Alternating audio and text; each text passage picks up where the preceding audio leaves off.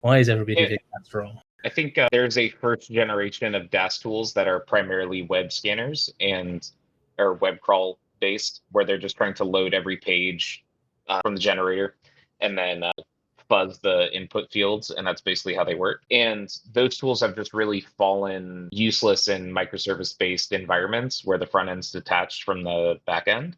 And whether it's because they don't understand how state management works, or they don't support authentication flows, or they don't look for like API specs or have understanding of the code, it really limits how useful their fuzzing is. So like an example that I always use, or well, there's two examples. At one organization I was at, the DAS was just returning 403, and it was saying that there were no errors found, like there's no security findings. And so we were just passing every assessment with our 403 scanner, which was awesome.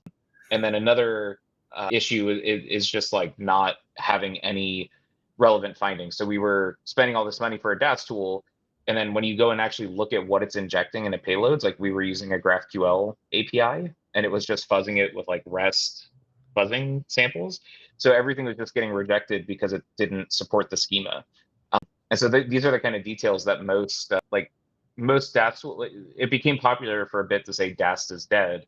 And I think really they just meant first generation DAST is dead, as far as like those, that way of approaching the problem just doesn't work anymore. And people just need newer solutions that are API aware and more code aware.